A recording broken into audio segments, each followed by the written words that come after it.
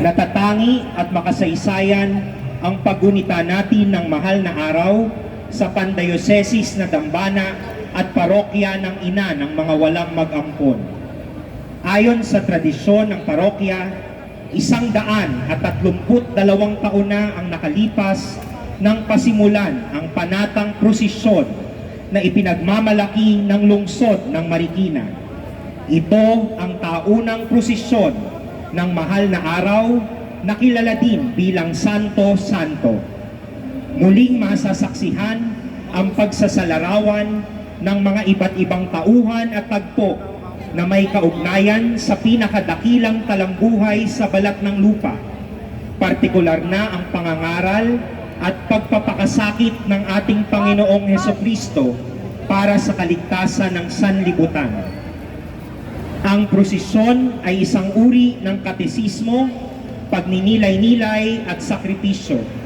Kaya minarapat ng ating Parish Worship Ministry, Holy Week Procession Committee at kapatiran ng mga tagapangalaga ng imahen sa mahal na araw na magkaroon ng pagpapakilala sa 80 karosa.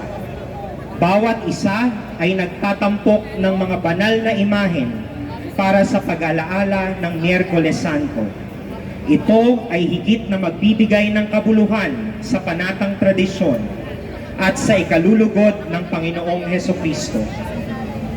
Bago ang lahat, tayo po ay manahimik at ilagay natin ang ating mga kalooban sa piling ng ating Panginoon para sa isang taimtim na panalangin na pangungunahan ni Reverend Father Lambert Ramos kasama si Reverend Father Mark Ferrer.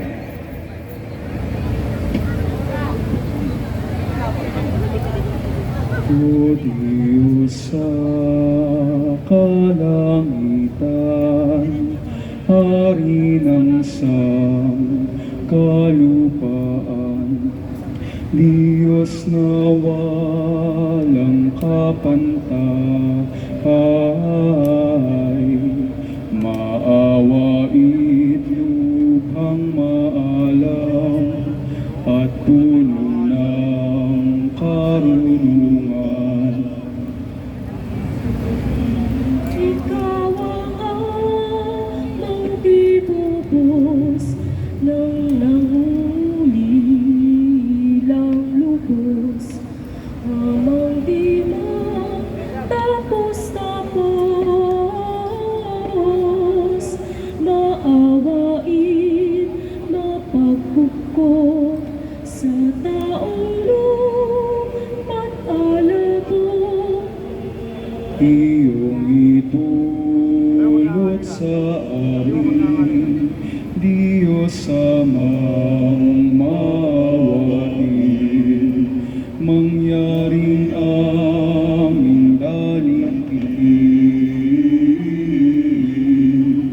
hirap sakit at ilangin ng anak mong hinihiling. Luwalhati sa Diyos Ama, luwalhati sa Diyos Anak, at sa Espiritong Banal, kaparano ang una, ngayon at magpakailanman.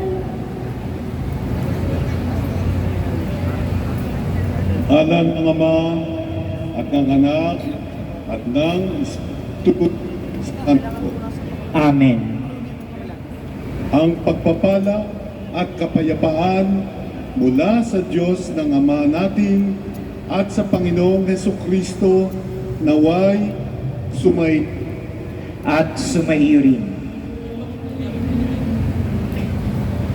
sumainyo ang Panginoon. At sumaiyo rin. Ang mabuting balita ng Panginoon kay San Mateo.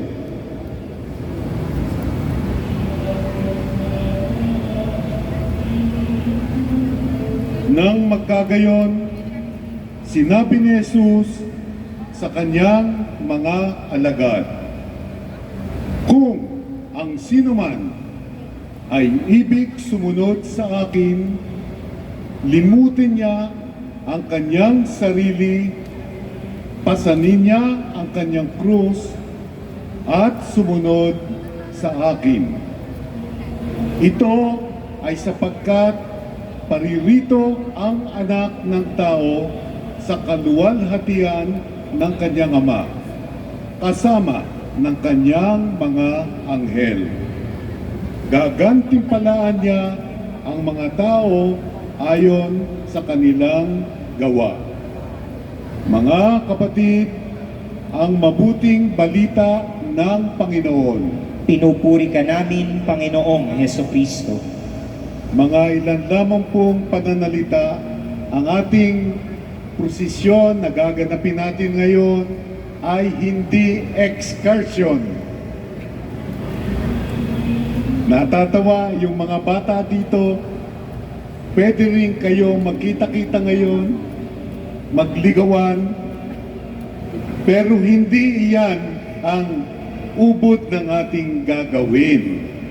Ang gagawin natin ngayon, tataluntunin natin lahat ang mga hirap at sakit ng ating Panginoon sa araw na ito.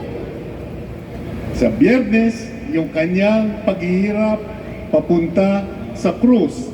Pero sa ngayon, kasama sa pagtaluntun natin sa hirap at sakit ng Panginoon, ang mga naunang mga santo na siyang unang naging obedient sa kanyang kahilingan. So sila ngayon ang ating iilawan para bang sinasabi sa atin, eto sila ang mga nauna kahit manawari, ang nagawa nila ay magsilbing gabay, inspirasyon sa atin sa pagtalunton natin ng mga hirap at sakit ng ating Panginoon. Amen po ba? Mahina, lakas-lakasan. Amen po ba? Amen! Pagka ako'y nagsabi ng God is good, ang sasabihin natin ay siyempre, ha? God is good. Siyempre. Pag ako naman ay sumabing all the time, ang sagot nyo ay grabe. All the time, grabe. God is good. Siyempre. All the time, grabe. Manalangin tayo. Ama naming makapangyarihan, niloob mong akuin ng iyong anak ang krus at kamatayan upang ang sangkatauhan ay matubos at mabuhay. Nawa ang mga kahilingan namin ay paunlakan mo upang kaming nananampalataya na si Jesus ay Diyos at tao namang totoo ay mamunga ng kabanalan para sa iyo at sa aming kapwa.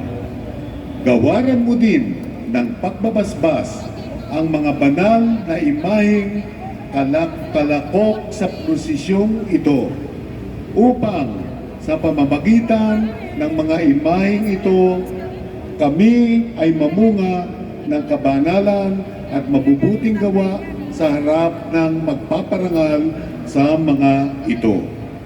Ang lahat na ito ay hinihiling namin sa pamamagitan ni Kristong anak mo kasama ng Espiritu Santo magpasawalang hanggan. Amen. Mga kapatid, sundan natin ngayon si Kristo sa kanyang buhay at pagpapasakit.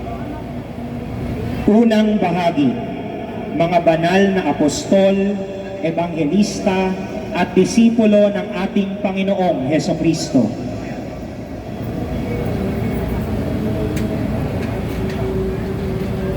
San Pedro Apostol, isang mangingisda mula sa Betsaida at kapatid ni San Andres.